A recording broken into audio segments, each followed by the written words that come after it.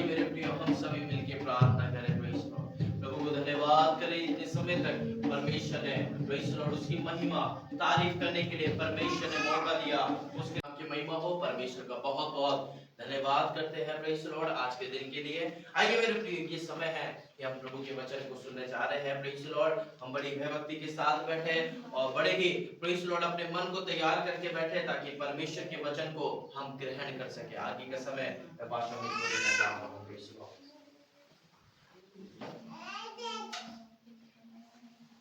सभी को जय मसीह की। जय परमेश्वर पिता का धन्यवाद हो आज के सुंदर समय के लिए जो प्रभु ने हम सभी के जीवन में प्रदान किया कि हम परमेश्वर के सानिध्य में एक और बार आ सके और प्रभु की आराधना कर सके। हमें प्रेज़ लॉर्ड प्रभु को धन्यवाद करता हूँ आप सभी के लिए कि इस ठंड भरे समय पर भी विभिन्न कठिनाइयों के बावजूद भी आप सब परमेश्वर की उपस्थिति में पाए जाते हैं। अंकल जी के लिए धन्यवाद। मैंने तो एक चोट लगने के बाद भी दोबारा से जाकर के फिर वापस वो आए, प्रभु को धन्यवाद। सीमा बहन जी के लिए धन्यवाद। हमें इस कष्ट के समय पर भी प्रभु के प्रति प्रेम रखते हुए प्रभु की उपस्थिति में पाए जाते हैं। हमें प्रशांत के लिए भी धन्यवाद। हमें चोट होने के बावजूद भी वो परमेश्वर के सानिध्य में पाए जाते हैं। और मैं जानता हूँ कि हमें से हर एक के अपने अपने चुनौतियां हैं, अपने अपने कई कारण हैं जिसकी वजह से हम नहीं आ सकते थे, लेकिन उसके उपरांत भी आप सब यहाँ पर प्रभु की उपस्थिति में पाए जाते हैं। उसके लिए परमेश्वर का धन्यवाद हो। परमेश्वर आपको आशीष और अनुग्रह प्रदान करने पाए।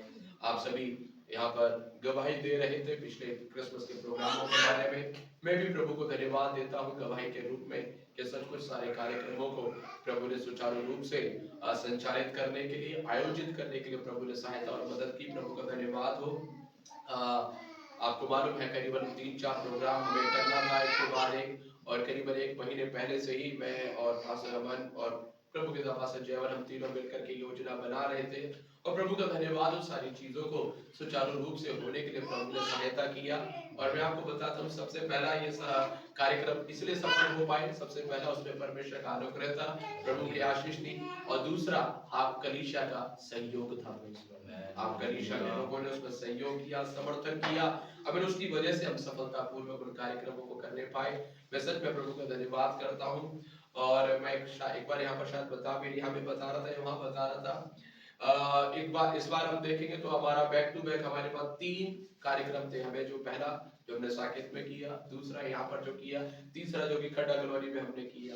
और मैं प्रभु के सामने ऐसे सोच रहा था कि परमेश्वर एक साथ 3-3 प्रोग्राम से कैसे होंगे। और मुझे एक और प्रोग्राम भी हमें हमारा क्रिसमस का था, वो साकेत चर्च का था। तो मैं सोच रहा था प्रभु ये सारे कार्यक्रम को कैसे आयोजित करना है, कैसे भागदौड़ होगी, और एकदम से 3-4 प्रोग्राम कैसे। तो प्रभु ने एक बात मेरे मन के अंदर डाली कि पिछले 2-3 साल की तरफ मुड़ करके जरा देख। तो मैंने देखा कि पिछले साल हमने कोई कार्यक्रम नहीं किया था, कोई क्रिसमस का प्रोग्राम नहीं था। पिछले 2-3 सालों से हमने कोई ऐसे प्रोग्राम को हम नहीं कर रहे थे। तो प्रभु ऐसे मुझे एक अनुभव हुआ, शायद प्रभु मुझसे कह रहे हैं कि पिछले 2-3 साल जो तुमने नहीं किया उसका मैं एक साथ तुमको लौटा दूंगा। हालेलुया। और प्रभु का धन्यवाद, वो सारी चीजें प्रभु ने सुचारू रूप से होने के लिए मदद किया। खड्डा कॉलोनी का एक गवाही बताता हूँ। पहले हमने सोचा था कि बाहर हम टेंट वगैरह लगा करके बड़े प्रोग्राम को हम करेंगे, और उसके लिए वो परिवार पूरे तैयार थे। मैं फिर भी हिचकिचा रहा था। मैंने कहा इतना बड़ा कार्यक्रम वो करेंगे सारी चीजों को करने के लिए, लेकिन फिर भी मैंने उनका विश्वास देख करके हम भी उनके साथ खड़े हो गए। ठीक है, प्रभु की इच्छा तो जरूर हम करेंगे। लेकिन बीच में अचानक से जब सिस्टर जी का तबीयत वगैरह खराब हुए, उसके बाद फिर मैंने ही उनको आगे से बोला। वो फिर भी कह रहे थे कि हम करेंगे प्रोग्राम, कोई बात नहीं। मैंने कहा नहीं, हमारे लिए सबसे ज्यादा जरूरी आपका स्वास्थ्य है, आपका तंदुरुस्ती है। अगर आप भले चंगे होंगे तो हम जरूर प्रोग्राम को करते। और उसके बाद फिर हमने उसको कैंसिल कर दिया। और जब हमने उसको कैंसिल कर दिया तो शायद वो परिवार पूरे निराश हो गए। और एक दिन सीमा जी का मेरे पास फोन आया, उन्होंने बोला कि पास्टर जी सब लोग खुशी मना रहे हैं, सबके घर में आनंद है, लेकिन मेरा घर सूना पड़ा हुआ है। मुझे वो बात सुन करके बहुत दुख हुआ। मैंने कहा नहीं, ऐसा नहीं होगा। तो हमने फिर तुरंत ही एक और हमने सोचा कि 25 तारीख को शाम को हम फ्री हैं, क्यों ना हम 25 तारीख को शाम को आपके यहाँ पर प्रोग्राम, एक क्रिसमस का प्रोग्राम रखेंगे। तो पहले हमने सोचा एक कैरल सिंगिंग रखेंगे, हम जाएंगे बस कैरल्स वगैरह गा करके उनके लिए प्रार्थना करके आ जाएंगे। फिर उसके अंदर और तब्दीली आया। उन्होंने कहा चलो एक काम करते हैं, बच्चों को हम बुला लेते हैं। मैंने कहा चलो ठीक है, बच्चों को बुला लीजिए। फिर उसके बाद चलो जो बड़े लोग हैं, पड़ोसी पड़ोसी, उनको भी बुला लेते हैं, ठीक है उनको भी बुला लीजिए। और हमने सोचा नहीं था, उन्होंने अच्छे से टेंट वगैरह लगा करके एक छोटी सी जगह पे जो उनका पार्किंग है उसमें टेंट वगैरह लगा करके अच्छे इंतजाम करके रखा। और वहाँ पे बच्चों के बीच में, बड़े लोगों के बीच में प्रभु का वचन सुनाने के लिए एक बहुत आशीष में समय रहा। हालेलुया। है ना, प्रभु सच में उस परिवार को आशीष देने पाए। मैं परमेश्वर का धन्यवाद करता हूँ कि प्रभु ने सारी चीजों को अभी तक चलाने के लिए मदद और सहायता की। तो फिर से मैं कहना चाहूंगा, परमेश्वर का हाथ ना होता तो सब कुछ नहीं हो पाता, दूसरा आपका सहयोग नहीं होता तो सब कुछ नहीं हो पाता। मैं दोनों के लिए बहुत बहुत धन्यवादी हूँ।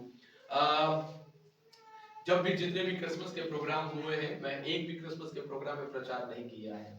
अब जब हमारा दक्षिणपुरी का क्रिसमस का प्रोग्राम था, वहां पर एक प्रभु के श्रेष्ठ दास थे, उन्होंने क्रिसमस का मैसेज दिया। जब यहाँ पर एक प्रोग्राम था तो हमने पास्टर जेमसन जी को बुलाया हुआ था, उन्होंने प्रभु के वचन को दिया। तो मेरे मन के अंदर आया, तो आई प्रेज लॉर्ड, मैं शायद इस बार क्रिसमस का संदेश नहीं दूंगा। तो प्रभु ने मेरे मन के अंदर डाला, नहीं, आज तुमको वचन देना है। ये वचन प्रभु ने मुझे कई क्रिसमस से पहले ही मुझे दे दिया था, और लेकिन आज मैं उस वचन को आपके बीच में रखना चाहता हूँ। क्रिसमस मुझे मालूम है बीत गया, लेकिन कुछ बातें हैं जो मेरे और आपके सीखने के लिए बहुत आवश्यक है। जल्दी से निकालेंगे मत्ती रचित सुसमाचार उसका दूसरा अध्याय पद 1 से लेकर के 12 तक मैं आपके बीच में पढ़ करके सुनाना चाहता हूँ। मत्ती का सुसमाचार उसका दूसरा अध्याय और उसका 1 से लेकर के 12 तक हम पढ़ेंगे और देखेंगे कि परमेश्वर का वचन क्या कहता है। चलो अभी पीछे अंडी को निकाल करके, तो निकाल करके अगर बाइबल निकाल करके दिखाओ। मत्ती का सुसमाचार उसका दूसरा अध्याय पद 1 से लेकर के 12 तक मैं आपके लिए पढ़ता हूँ और आप मेरे पीछे पीछे आप अपनी बाइबल में देख सकते हैं। देखिएगा परमेश्वर का वचन कहता है, मत्ती का सुसमाचार उसका दूसरा अध्याय 1 से लेकर के 12 तक हम पढ़ रहे हैं। हेरोदेस राजा के दिनों में जब यहूदियों के बेतलहम में यीशु का जन्म हुआ, तो पूर्व से कई ज्योतिषी यरूशलेम में आकर पूछने लगे, यहूदियों का राजा जिसका जन्म हुआ है कहाँ है? क्योंकि हमने पूरब में उसका तारा देखा है और उसको प्रणाम करने आए हैं। यह सुनकर हेरोदेस राजा और उसके साथ सारा यरूशलेम घबरा गया। तब उसने लोगों के सब प्रधान याजकों और शास्त्रियों को इकट्ठा करके उनसे पूछा, मसीह का जन्म कहाँ होना चाहिए?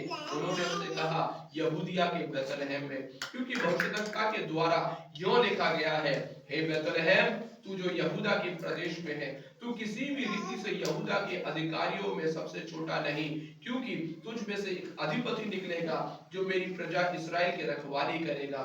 तब हेरोदेस ने ज्योतिषियों को चुपके से बुलवाकर उनसे पूछा कि तारा ठीक किस समय दिखाई दिया था, और उसने यह कहकर उन्हें बेतलहम भेजा, जाओ उस बालक के विषय में ठीक ठीक मालूम करो, और जब वह मिल जाए तो मुझे समाचार दो, ताकि मैं भी आकर उसको प्रणाम करूं। वे राजा की बात सुनकर चले गए, और जो तारा उन्होंने पूर्व में देखा था वे उनके आगे आगे चला, और जहां बालक था उस जगह के ऊपर पहुंचकर ठहर गया। उस तारे को देखकर वे अति आनंदित हुए। उन्होंने उस घर में पहुंचकर उस बालक को उसकी माता मरियम के साथ देखा, और मुंह के बल गिरकर बालक को प्रणाम किया, और अपना अपना थैला खोलकर उसको सोना, लोबान और गंधरस की भेंट चढ़ाई। तब स्वप्न में यह चेतावनी पाकर कि हेरोदेस के पास फिर न जाना, वे दूसरे मार्ग से अपने देश को चले गए। परमेश्वर इन वचनों के द्वारा हम सभी को आशीष देने पाए। Hallelujah, hallelujah. मेरे प्रियो, जब हम इस वचन को पढ़ते हैं तो क्या हमने पढ़ा है? किसके बारे में है ये वचन? जल्दी से कोई बताइएगा। आप सभी ने पढ़ते हुए सुना है, यीशु के जन्म के बारे में हम पढ़ते हैं। और क्या पढ़ते हैं हमने? यहाँ पे क्या पढ़ा हमने? जल्दी से, और क्या पढ़ा हमने यहाँ पर? चलो एक बार मैं आपको पूरी घटना बताता हूं, फिर मैं आपसे सवाल पूछूंगा। यहां पर लिखा हुआ है, जब हेरोदेस राजा राज्य कर रहा था तो कुछ ज्योतिषी आए, और वो इसलिए आए क्योंकि उन्हें एक तारा दिखाई दे रहा था, और वो तारा उन्हें पूरब से लेकर के हेरोदेस राजा के पास वो आए, और उन्होंने उस राजा और यरूशलेम में आकर के पूछा कि यहूदियों का राजा जिसका जन्म होना है वो कहां हुआ है। और बाइबल कहती है, यह बात सुन करके यरूशलेम के सारे लोग और राजा क्या हो गया? घबरा गया। लिखा हुआ है और फिर उसके बाद वो हेरोदेस राजा पूछने लगा कि कब तुमने उस तारे को देखा। उन्होंने कहा कब तुमने उस तारे को देखा। और बाइबल कहती है कि आमीन उस राजा ने ज्योतिषियों और जितने भी महायाजक थे सबको बुलाया, सबको इकट्ठा करके पूछा कि तुम बताओ यहूदियों के राजा का जन्म कहाँ होना चाहिए। तो सबने शास्त्रों में देख करके बताया कि यहूदियों के राजा का जन्म बेतलहम में होना चाहिए, क्योंकि शास्त्रों में लिखा हुआ है हे बेतलहम तू किसी भी रीति से छोटा न गिना जाएगा, क्योंकि तुझ में से एक अधिपति निकलेगा जो मेरी प्रजा इस्राएल की रखवाली करेगा। बाइबल कहती है उस तारे के चलाए जाने से अमीन वो ज्योतिषी लोग उस घर तक पहुंच गए जहां पर यीशु मसीह थे, और वहां पर जाकर के उन्होंने मरियम को और उस बालक को देखा। और बालक को देखने के बाद उन्होंने जो भी भेंट लेकर के आए थे, सोना मुरलोबान लेकर के आए थे, वो उन्होंने चढ़ा दिया। और चढ़ाने के बाद उन्होंने बालक यीशु को प्रणाम किया। और फिर परमेश्वर ने स्वप्न में उन ज्योतिषियों को बोला कि राजा हेरोदेस के पास वापस ना जाना, और यह चेतावनी पा करके वो वापस क्या हो गए, दूसरे रास्ते से अपने घर चले गए। समझ में आया आपको? समझ में आया आपको? अब एक दो सवाल आपसे पूछता हूं, फिर मैं आपको इसके बारे में कुछ बताने के लिए जा रहा हूं। अब इन कौन से राजा के दिनों में यीशु मसीह का जन्म हुआ था? हेरोदेस राजा के दिनों में, राइट। कौन आया यीशु मसीह को ढूंढता हुआ? ज्योतिषी आए। और कहां से आए ज्योतिषी? कहां से? पूरब से आए। और क्या देखते हुए ये कौन लेकर के आया इन पूरब से इन ज्योतिषियों को? तारा देखते हुए लेकर के आया। और वे यरूशलेम में आकर के उन ज्योतिषियों ने क्या पूछा? यीशु मसीह का जन्म कहाँ हुआ? यहूदियों के राजा का जन्म कहाँ हुआ है? तो ये बात सुनकर के क्या हुआ? राजा क्या हो गया? राजा क्या हो गया? और उसके बाद राजा ने क्या किया? अपने को ज्योतिष बुला के उसने ठीक ठीक मालूम कराया कि कहाँ होना चाहिए। हाँ, फिर उसने अपने ज्योतिषी को बुलाया, अपने याजकों को बुलाया और उनसे पूछा कि तुम बताओ कि यहूदियों के राजा का जन्म कहाँ होना चाहिए। तो कहाँ पर पता चला? बेतलहम में। कहाँ पर? बेतलहम में।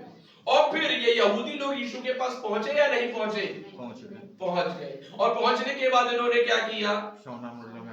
सोना मुरलोबान यीशु को भेंट चढ़ाए। और उसके बाद क्या किया? यीशु से स्वप्न में चेतावनी पाकर वो अपने प्रणाम किया, और परमेश्वर से स्वप्न में चेतावनी पाकर के वो क्या हो गए? वापस चले गए। परमेश्वर इन वचन के द्वारा आशीष दे रहे पाए। मेरे प्रिय लोगों, जब हम इसको पढ़ते हैं, इस घटना, ये घटना यीशु मसीह के जन्म के बारे में बताती है। और मैं आज आपको कुछ बातें बताऊंगी है। वो क्या है? वो ये है कि यीशु मसीह का जन्म क्या है। क्या है यीशु मसीह का जन्म? मैं अगर इस वचन के आधार पर मैं आपको बताऊं तो तीन बातें मैं आपको बताने के लिए जा रहा हूं। नंबर 1, यीशु मसीह का जन्म लोगों की जरूरत है। दोबारा से मैं बताना चाहूंगा, यीशु मसीह का जन्म लोगों की क्या है? जरूरत है। क्योंकि जब उसके पहले वाक्य को पढ़ते हैं, पढ़िएगा क्या लिखा हुआ उसके पहले वाक्य के अंदर। यहीं से? हाँ जी। हेरोदेस राजा के दिनों में जब यहूदियों के बेतलेहम में यीशु का जन्म हुआ तो बस वहां पर लिखा हुआ है कि हेरोदेस राजा के दिनों में यीशु मसीह का क्या हुआ? जन्म हुआ। किसके दिनों में? हेरोदेस राजा के दिनों में। मेरे प्रिय, एक बात मैं आपको बता दूं, क्यों यीशु मसीह का जन्म हेरोदेस राजा के ही दिनों में हुआ?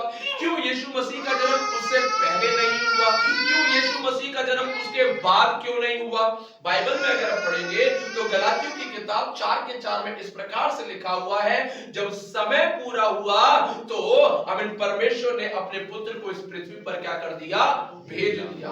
मैं आपको बताना चाहता हूं, परमेश्वर अर्थात यीशु मसीह ने जन्म लेने के लिए यही समय को क्यों चुना हुआ था? अगर मैं आपको बता दूं, जिस समय पर राजा हेरोदेस राज्य किया करता था, उस समय पर अमीन यहूदियों की अवस्था अच्छी अवस्था नहीं थी। यहूदियों की अवस्था बहुत ही बुरी थी। वो दूर दशा में पड़े हुए लोग थे। अगर मैं आपको एक एक करके बताऊं, नंबर 1, हेरोदेस राजा ने पता है क्या किया? हेरोदेस राजा ने जितने भी सामान्य नागरिक थे उन सब के ऊपर इतना लगान लगाया, इतना टैक्स उसने लगा दिया कि सामान्य व्यक्ति के लिए जीवन बिताना क्या हो गया, बड़ा मुश्किल हो गया था। दूसरा, अगर मैं आपको बताऊं, जिस समय पर हेरोदेस राजा राज्य किया करता था उस समय पर भ्रष्टाचार इतना बढ़ा हुआ था, इतना भ्रष्टाचार बढ़ा हुआ था कि आम लोग, जो साधारण यहूदी लोग थे, वो कुचले और पिसते हुए जा रहे थे। तीसरा, मैं आपको बताऊं, जिस समय पर हेरोदेस राजा राज्य किया करता था उस समय पर जितने भी जो धर्म गुरु समय पर हुआ करते थे, यहूदियों के धर्म गुरु, चाहे वो फरीसी हो चाहे वो शास्त्री हो, वे क्या करते थे? वो मनमानी किया करते थे, लोगों को लूटा करते थे, लोगों को अमिनहल्ले कंगाल कर दिया करते थे। अगर उस समय के बारे में अगर मैं आपको बताऊं, अमिन जो यहूदी लोग थे, सामान्य यहूदी लोग थे, वो इतनी बुरी अवस्था में थे, इतनी पीड़ाओं में पड़े हुए थे, इतने कष्टों में पड़े हुए थे, दरिद्रता में पड़े हुए थे, गरीबी में ढकेलते हुए जा रहे थे। और बाइबल कहती है जिस समय पर यहूदियों की ऐसे हालात थे, जिस समय पर यहूदियों की परिस्थितियां बहुत बिगड़ी हुई थी, जिस समय पर सामान्य लोगों की परिस्थितियां बहुत खराब थी, बाइबल कहती है उस समय पर क्या हुआ? यीशु मसीह का जन्म हुआ। Praise hallelujah. उस समय पर क्या हुआ? यीशु मसीह का जन्म हुआ। मेरे प्रिय लोगों, बड़े ध्यान से मेरी बात को सुनिएगा। मैंने कहा ये क्रिसमस क्यों, अमीन, यानी कि यीशु मसीह का जन्म क्यों? अमीन, एक बात बताना चाहता हूं, यीशु मसीह, अमीन, हालेलुया, यीशु मसीह का जन्म बहुत जरूरी है। प्रेज़ लॉर्ड, वो लोगों की जरूरत है। आज अनेकों लोग इस संसार के अंदर ठीक वैसे ही जैसे ये यहूदी लोग पाए जाते थे, ठीक वैसे ही अनेकों लोग इस संसार के अंदर क्या होंगे? उसी परिस्थिति में पड़े हुए होंगे। आज हो सकता है मेरी आवाज सुनने वाले आप लोग भी इसी हालात में हो सकते हैं। हो सकता है आज आप भी किसी तरह के कष्टों में पड़े हुए हो सकते हैं। हो सकता है आप भी अपने जीवन में गरीबी से होकर के गुजर रहे होंगे। हो सकता है आप भी अपने जीवन में उन समस्याओं से होकर के गुजर रहे होंगे। हो सकता है आप भी अपने जीवन में उन परेशानियों से होकर के गुजर रहे होंगे, जैसे इस समय के लोग अपने जीवन में उन कष्टों और समस्याओं से होकर के गुजर रहे थे। बाइबल कहती है जब यहूदी लोग इन कष्टों में पड़े हुए थे उस समय पर क्या हो गया? यीशु मसीह का जन्म हो गया। कारण पता है क्या है? क्योंकि उन लोगों को छुड़ाने के लिए अमीन और कोई नहीं था, केवल यीशु मसीह ही थे। Hallelujah, hallelujah. अमीन, उन लोगों को छुड़ाने के लिए, उन लोगों का छुटकारा देने के लिए अमीन वे लोग आस लगा करके बैठे हुए थे, शायद ये मेरा उद्धार कर देगा, शायद वहां से हमारी कोई सहायता आ जाएगी। लेकिन एक बात मैं बताना चाहता हूं, अमीन, हालेलुया, उनको छुड़ाने वाला और कोई नहीं, उनको छुड़ाने वाला कौन था? केवल और केवल परमेश्वर यीशु मसीह था। और इसी वजह से यीशु मसीह का क्या हुआ? जन्म हुआ। इसलिए मैंने कहा यीशु मसीह का जन्म लोगों के लिए क्या है? आवश्यक है, एक आवश्यकता है। आज आमीन, हालेलुया, यीशु मसीह दोबारा मनुष्य के रूप में तो नहीं जन्म लेंगे, लेकिन यीशु मसीह किसके रूप में? हमारे हृदय के अंदर क्या करना है? जन्म लेना जरूरी है। आज मेरी आवाज सुनने वाले, अगर आप में से कोई भी किसी भी प्रकार के आज कष्टों में पड़ा हुआ है, किसी भी प्रकार के परेशानियों में से होकर के आप गुजर रहे हैं, मैं आपसे कहना चाहता हूं उस यीशु मसीह को अपने हृदय में आने दीजिए, उस यीशु को अपने हृदय में आने दीजिए, उस यीशु को अपने हृदय में जन्म लेने दीजिए, ताकि आमीन वो यीशु आमीन हालेलुया आपको उन बातों में से छुटकारा दे सके।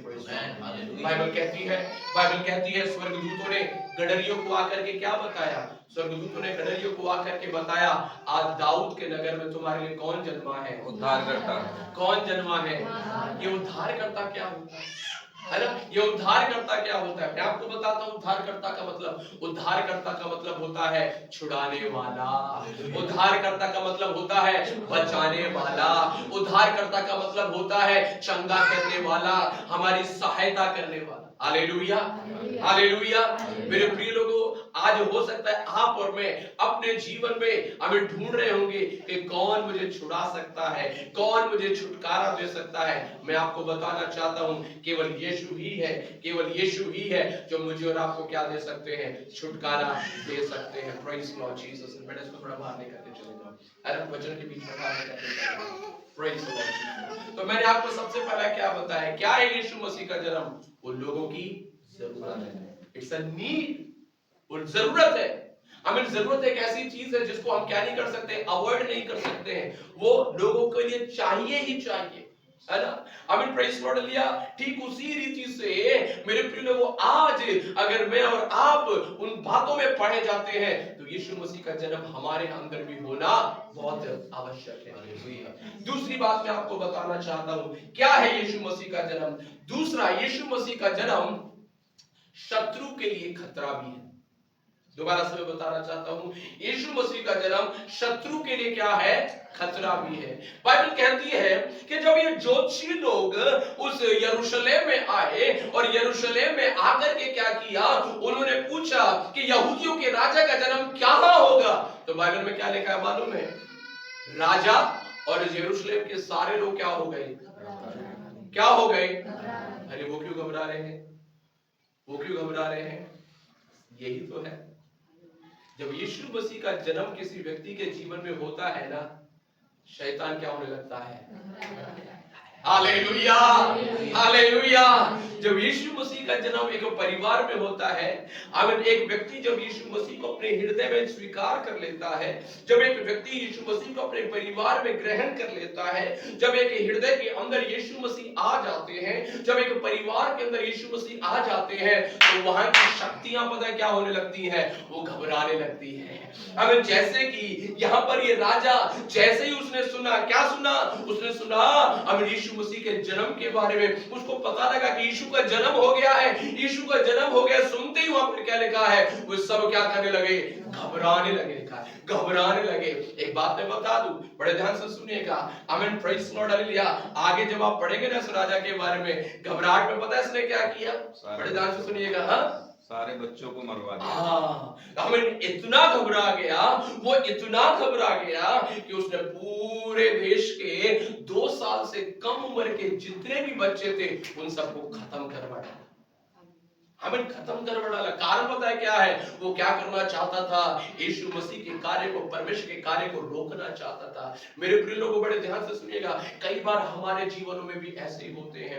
जब हम प्रभु में आगे बढ़ना शुरू करते हैं, जब परमेश्वर मेरे और आपके जीवन में आ जाते हैं, जब परमेश्वर मेरे और आपके परिवार में आ जाते हैं, मैंने कहा ना, सबसे पहला हमारे घर और परिवार के अंदर कार्य करने वाले वो अंधकार की शक्ति, वो शत्रु की सामर्थ क्या होने लगती है, घबराने लगती है। वो घबराने लगती है, वो परेशान होने लगते हैं, वो सोचने लगती है, वो शक्तियां सोचने लगती हैं, ओ इसने तो क्या कर लिया, प्रभु पर विश्वास कर लिया, अब तो इसके जीवन में किसने जन्म ले लिया, यीशु ने जन्म ले लिया। और अब वो शक्तियां पता है क्या करेंगी, किसी भी तरह से आपको और मुझे, और मेरे और आपके जीवन के अंदर परमेश्वर के उस कार्य को रोकने के लिए भरपूर प्रयास करेंगी, भरपूर प्रयास करेंगे। अन्य प्रकार की कोशिशें, अन्य प्रकार की आपदाओं को लाकर, विभिन्न प्रकार की समस्याओं को लेकर के आकर हमें क्या करने की कोशिश करेगी, रोकने की कोशिश करेगी। लेकिन एक बात मैं आपको बताना चाहता हूं,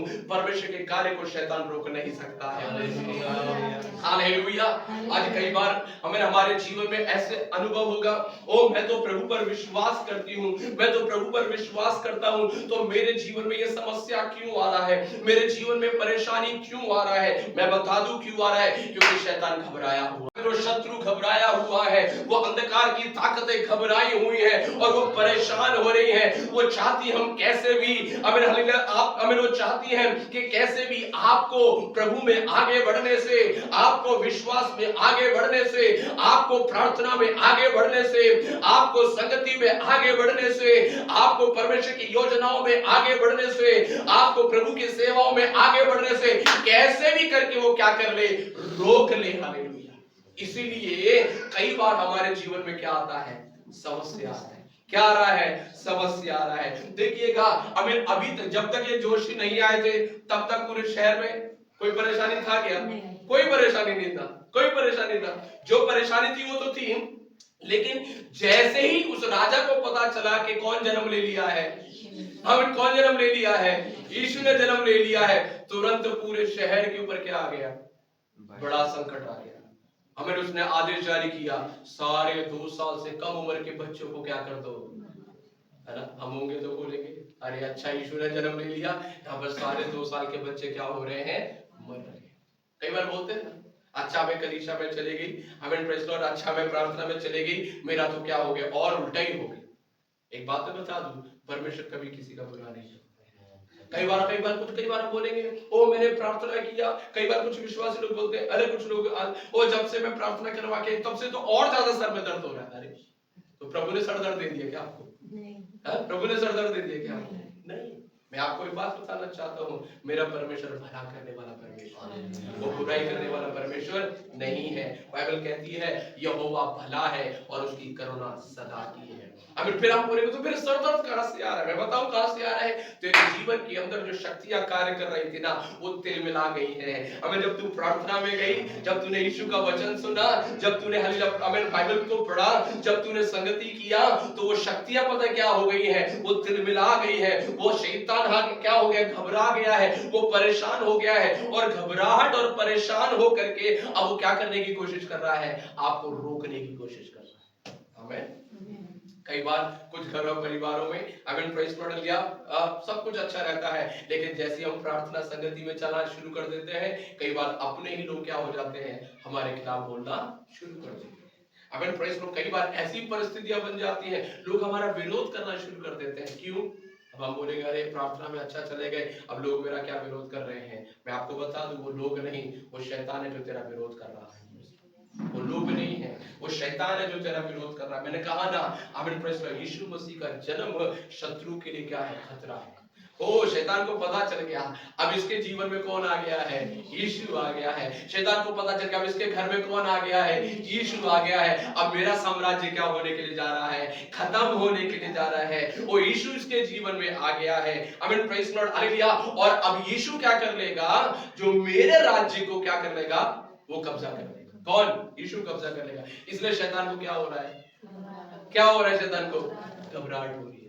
तो हम उसमें परेशान होने का जरूरत है क्या? मैं एक बात बताऊं आपको, हेरोदेस राजा ने सारे बच्चों को मारने का तो कोशिश किया, लेकिन यीशु को क्या नहीं कर पाया, यीशु को क्या नहीं कर पाया, मार नहीं पाया। क्योंकि बाइबल कहती है परमेश्वर ने यीशु मसीह के पिताजी को स्वप्न में पहले ही आदेश दे दिया था कि तू क्या कर, मिस्र देश में चला जा। हालेलुया। एक बात मैं आपको बताऊं, बड़े ध्यान से सुनिएगा। अब शैतान को जो कुछ करना है करने दे, शैतान को तेरे और मेरे खिलाफ, आपके और मेरे खिलाफ जो कुछ करना है करने दे। लेकिन एक बात मैं बताता हूं, आप दृढ़ता के साथ प्रभु पर भरोसा करके खड़े रहिएगा। परमेश्वर की जो योजना आपके जीवन में है वो कभी भी आमीन हालेलुया निष्फल नहीं होगी, वो पूरी होकर के ही रहेगी। हालेलुया। आमीन। हेरोदेस ने पूरा कोशिश किया कि यीशु को क्या कर दे, खत्म करवा दे। आमीन, क्या कर दे, यीशु को आमीन नाश कर दे।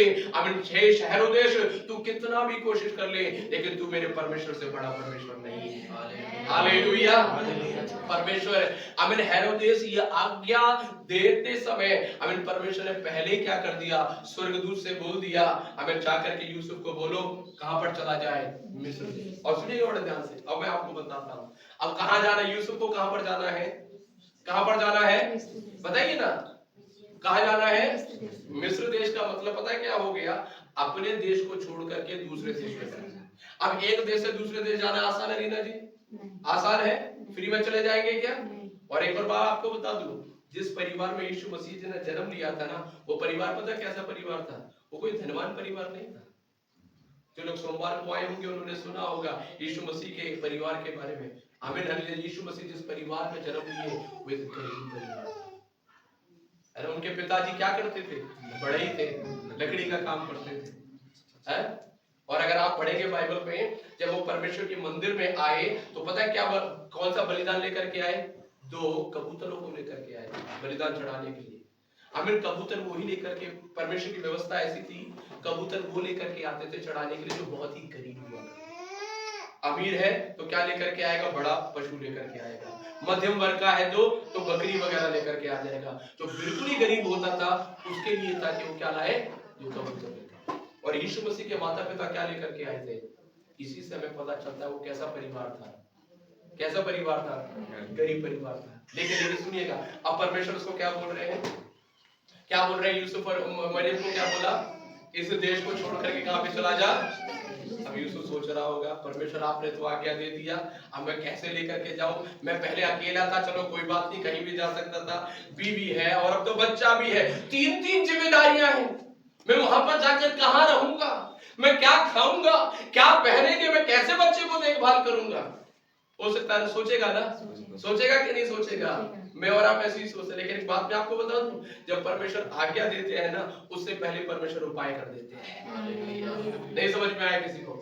परमेश्वर कोई आज्ञा देते हैं या कोई काम हमको करने के लिए बोलते हैं ना, उससे पहले परमेश्वर पता है क्या कर देते हैं, उपाय कर देता है। आप बोलेंगे इनके लिए क्या उपाय किया, मैं आपको बताता हूँ। ये जो 3 मजूसी आए थे, वो क्या लेकर के आए थे, क्या लेकर के आए थे, सोना, मुर और लोबान को लेकर के आए थे। और उन्होंने आकर के क्या कर दिया, वो यीशु को क्या कर दिया, चढ़ा दिया। और अब यीशु तो नहीं रखेंगे उसको, तो इनके किसके पास गया, यूसुफ के पास गया ना। यही सोना, मुर, लोबान यूसुफ ने इस्तेमाल किया मिस्र देश जाने के लिए। और जितना समय उसको वहां पर रहना था, वहां पर रहने के लिए यही सब कुछ क्या हुआ, इस्तेमाल हुआ है। हालेलुया। मैं आपको क्या बताना चाहता हूँ, मैं आपको यह बताना चाहता हूँ, परमेश्वर मेरे और आपके लिए उपाय करेगा। वो परमेश्वर आपको और मुझे कभी अकेला नहीं छोड़ेगा। वो परमेश्वर आपको मुझे कभी भी क्या नहीं करेगा, बीच में नहीं छोड़ेगा। Praise God. मेरे प्रिय लोगों, मैं आपको ये बताना चाहता हूँ, परमेश्वर की योजना आपके जीवन में है, वो अवश्य पूरी होकर के रहेगी। हमें चाहे कुछ भी हो जाए, लेकिन आपको और मुझको जरूरत है कि हम परमेश्वर पर भरोसा करके खड़े रहें। Hallelujah, hallelujah. अब यीशु का जन्म हुआ तो राजा क्या हो गया, राजा क्या हो गया। यीशु का जन्म शत्रु के लिए क्या है, खतरा है। हमें जैसे ही उसको पता चलता है शैतान को, ओ बात तो सचिन के जीवन में यीशु मसीह ने जन्म ले लिया है, तभी से शैतान क्या होना शुरू कर देता है, घबराना शुरू करता है। ओ हमें सीमा जी के परिवार में तो यीशु ने जन्म ले लिया, तो शैतान क्या होना शुरू हो जाएगा, घबराना शुरू हो जाएगा। हमें सुनीता जी के परिवार में यीशु ने जन्म ले लिया, शैतान क्या होना शुरू हो जाएगा, घबराना शुरू हो जाएगा। और हर वो प्रयास करेगा क्या करने के लिए, आपको रोकने के लिए। लेकिन आप रोकिएगा मत, प्रभु में आगे बढ़ते जाइएगा। प्रभु आपके साथ है, प्रभु आपके लिए उपाय करता हुआ जाएगा। Hallelujah, hallelujah. और एक आखिरी बात बता करके मैं समाप्त करना चाहता हूँ। अभी तक मैंने कितनी बात बताई आपको, 2 बातें बताया ना। नंबर 1 पहला क्या बताया, यीशु मसीह का जन्म क्या है, लोगों के लिए जरूरत है।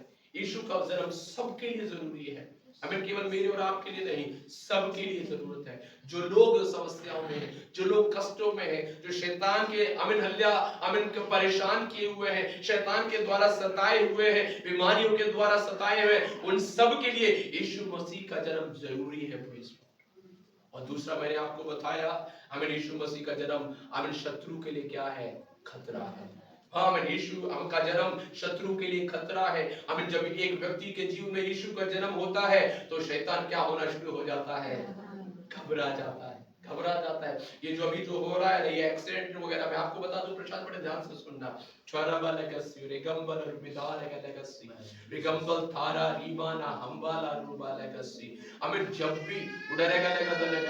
जब भी तू प्रभु में आगे बढ़ने के लिए कोशिश करता, देख आगे से एक विरोध आ जाता है, लेकिन परमेश्वर का आत्मा ऐसे कहता है, मेरी उपस्थिति तेरे साथ है। उडार गलगस्सी खंबल खौडार गलगस्सी, शैतान को गिराएगा, लेकिन मैं तुझे उठाऊंगा। शैतान को धक्का देकर के गिराता है, लेकिन मैं उठाने वाला परमेश्वर हूँ। Glory to God, hallelujah. बार-बार जो जीवन में जो समस्याएं हैं, वो समझ जाना, वो इसलिए है क्योंकि तेरे जीवन में परमेश्वर की योजनाएं हैं। Praise God. और जब परमेश्वर की योजनाएं जिस व्यक्ति के जीवन में होती हैं, उसके जीवन में शैतान कार्य करना शुरू करता है, लेकिन घबराने के लिए नहीं, परेशान होने के लिए नहीं, प्रभु में और आगे बढ़ते जाना है। आमीन, ग्लोरी टू जीसस, हालेलुया। जल्दी से हम आएंगे। तीसरी बात बता करके मैं समाप्त करना चाहूंगा, क्या है यीशु मसीह का जन्म। यीशु मसीह का जन्म गिरे हुए लोगों को ऊंचा उठाता है। हालेलुया। बाइबल कहती है हमें जब उस राजा को पता चला कि यहूदियों के राजा अर्थात यीशु का जन्म होना है, उसने लोगों से ढूंढवाया, पता करवाया, शास्त्रों में पढ़ो और मुझे बताओ कहां पर उसका जन्म होना चाहिए। तो क्या नाम निकल करके आया? क्या नाम निकल के आया? बेतलेहम। आपको मालूम है शास्त्रों में बेतलेहम के बारे में क्या लिखा था? जल्दी से उसको पढ़ेंगे, उस वचन को हमें हम पढ़ लेंगे। Praise Lord. उसके 6ठे वाक्य को पढ़िए, क्या लिखा है बेतलेहम के बारे में। हे बैतलहम, हे बेतलेहम, तू जो युद्धा के प्रदेश में है, हाँ, तू किसी भी रीति से हाँ, युद्धा के अधिकारियों में हाँ, सबसे छोटा नहीं, हाँ, क्योंकि तुझ में से एक अधिपति निकलेगा जो मेरी प्रजा इस्राएल की रखवाली करेगा। तो इसका मतलब बेतलेहम में कैसा देश था, कैसा शहर था, कैसा शहर था? जैसे भारत देश है हमारा, भारत देश में अलग अलग राज्य है ना, ठीक वैसे ही इस शहर था क्या? बेतलेहम। और क्या लिखा है बाइबल में कि तू किसी भी रीति से क्या नहीं किया जाएगा? छोटा नहीं। इसका मतलब बाकी सारे राज्यों में से ये शहर जो था पहले क्या था? छोटा सा शहर। अगर आप इस बेतलेहम के बारे में पढ़ेंगे, ज्यादा नहीं 1000 लोग रहा करते थे शहर में, और सबके सब कैसे थे? गरीब तबके के लोग थे। कोई सोच भी नहीं सकता था कि इस शहर में कुछ ऐसा हो सकता है। कोई सोच भी नहीं सकता था इस शहर में कुछ ऐसा हो सकता है। एक छोटा सा शहर, एक मामूली शहर, कोई ध्यान नहीं देता होगा, कोई कभी सोचा भी नहीं होगा। लेकिन बाइबल कहती है हे बेतलेहम, तुझ में से एक अधिपति निकलेगा। यीशु मसीह ने जन्म लेने के लिए कौन सा शहर को चुन लिया? बेतलेहम। हालेलुया। और जब बेतलेहम में यीशु का जन्म हुआ तो अब बेतलेहम कैसा हो गया? अब बेतलेहम के लोग कैसे बोलेंगे? अरे हमारे देश में यीशु का जन्म हुआ था, हमारे शहर में यीशु का जन्म हुआ था। आमीन हालेलुया। बेतलेहम के लोगों का आमीन छाती क्या हो गया होगा? चौड़ा हो गया होगा। हमारे देश में, हमारे शहर में। हालेलुया। अरे देखो ना, जब हमारा इंडिया का टीम कोई मैच जीत करके आता है, जीत के वो आए, लेकिन छाती किसकी चौड़ी हो जाती है? अरे हमने जीता है क्या नहीं है? है क्या नहीं है? हमें ठीक उसी रीति से बेतलेहम को कोई पूछता भी नहीं था, बेतलेहम को कोई पूछता भी नहीं था, लेकिन आज उस बेतलेहम में किसका जन्म हो गया? यीशु का जन्म हो गया। और यीशु का जन्म हो गया तो अब बेतलेहम के लोग कैसे हो गए होंगे? एकदम चौड़े। अरे हमारे शहर से आता है ना। अरे क्या बोलते हैं, प्रधान अगर किसी गांव से निकल जाता तो उस गांव के पूरे लोग देखो, है ना, प्रधान हमारे गांव का है कि नहीं है? हमारे गांव का प्रधान है, हमारा घर है, उसके बगल में तो हमारा घर है। वो प्रधान कभी पूछता भी नहीं होगा आपको, लेकिन हम बड़े चौड़े होते हैं। हमारे गांव का प्रधान है, मेरा घर उसकी दीवार से बिल्कुल सटा हुआ है। एक दीवार सटने से हमको इतना घमंड है। यहाँ पर यीशु का जन्म जो परमेश्वर है वो बेतलेहम में हो गया, तो बेतलेहम वालों का हृदय कैसा हो गया? हालेलुया। एक बात मैं आपको बता दूं, जिस व्यक्ति के जीवन और शरीर परिवार में यीशु का जन्म होता है ना, वो परिवार चाहे निचले स्तर का हो, लेकिन परमेश्वर से उठा। हालेलुया। एक गवाही के साथ समाप्त करना चाहता हूं। कितने लोग सोमवार को साकेत में आए थे प्रार्थना में? आप आए थे? आप आए थे। वहां पर प्रभु के दास हैं जो प्रचार करने के लिए आए थे। एक्चुअली में जिस कलीसिया में हमने प्रोग्राम किया था वो उन्हीं का कलीसिया था, उन्हीं का बिल्डिंग था। एक बड़े डायरेक्टर और अनेकों जगहों पर बड़े सेवा करने वाले। उनकी गवाही में आपको बताता हूँ, वो उड़ीसा से रहने वाले हैं और उड़ीसा के एक ऐसे गांव में वो पले बड़े जहाँ पर उनका जन्म हुआ, जहाँ पर कोई बिजली नहीं है। उन्होंने 12-13 साल की उम्र तक कोई बिजली नहीं देखा कि बिजली क्या होता है। दूसरा, नल से पानी कैसे आता है, कभी वो सोचा भी नहीं था कि नल वगैरह क्या होता है, पाइपलाइन क्या होती है, एक ऐसे राज्य में रहने वाले। तीसरा, जब 6ठी क्लास में पहुंचे तब जाकर के तो ABCD सीखा था। कौन सी क्लास में? 6ठी क्लास में जाकर के। लेकिन क्या हुआ, और वो एक ऐसे परिवार से आते हैं जो कई, और उनकी गवाही ऐसे है, उनकी मम्मी क्या हो गई थी, कुछ परेशानी, कुछ बीमारी के कारण उनकी मम्मी की मृत्यु हो गई, मर चुकी थी। मरने के बाद लोगों ने जो भी तंत्र मंत्र करना था सब कुछ किया, लेकिन कुछ नहीं हो पाया, वो मर गए। और उसके बाद ये सब लोग क्या कर लिए, उनको गाड़ने की, उनका जो भी जलाने के लिए जो भी है वो उसका तैयारी करना उन्होंने शुरू कर दिया। उस गांव में एक बहन रहा करती थी जो विश्वासी थी। उसने आकर के बोला कि क्या मैं एक छोटी सी प्रार्थना आपके और इनके लिए कर सकती हूँ। तो सबने बोला तुम करना चाहते हो, हमने तो सब कुछ किया, तुम कर लो। और उस बहन ने क्या किया, आकर के एक छोटा सा प्रार्थना किया। और ऐसे बताते हैं कि जब उस छोटी सी प्रार्थना जब उस बहन ने जाकर के किया, वो आंटी उठ करके बैठ गई। हालेलुया। वो आंटी उठ करके बैठ गई, खांसना शुरू कर दिया, उठ करके बैठ गई और फिर से वो जीवित हो गई।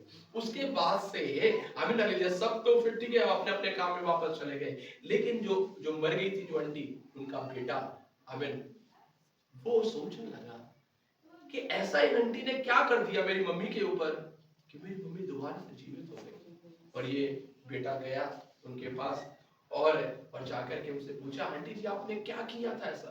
उन्होंने बोला मैंने यीशु मसीह के नाम से प्रार्थना की। तो वो बोलते हैं कि मुझे जरा यीशु के बारे में फिर मुझे बताइए ना। तो ये पता क्या करते थे, रोज हमें आंटी के पास जाते थे और रोज जाकर के हमें यीशु के बारे में सुनते थे। तो वो आंटी जी को भी ज्यादा जितना मालूम था, वो आंटी जी उसको क्या कर दिया, बता दिया। अब ऐसा हो गया कि जितना वो जानती थी वो सब कुछ उन्होंने क्या कर दिया, बता दिया। अब उनके पास बताने के लिए कुछ रहा नहीं। और उन्होंने बोला बेटा अब मैं और क्या बताऊं, जो मैं जानती थी वो मैंने बताया। उन्होंने मुझे और यीशु के बारे में जानना है। तो उन्होंने क्या किया, उन्होंने दिल्ली का एक पता उनको दिया कि ये दिल्ली का एक पता है, ये बाइबल कॉलेज है, यहाँ पर तुम जाओ, आपको पूरा बाइबल के बारे में बताया जाएगा। और ये हमें प्रभु के दास वहां से उड़ीसा से 4-5 दिन निकाल करके यात्रा करके रेलवे स्टेशन आए, रेलवे स्टेशन से ट्रेन वगैरह पकड़ करके दिल्ली आए, दिल्ली में आकर के इस कॉलेज में आ गए, कैसे भी करके पहुंच गए। और वहां पर जाकर के क्या किया, बाइबल का पूरा पढ़ाई किया, पूरा अध्ययन किया।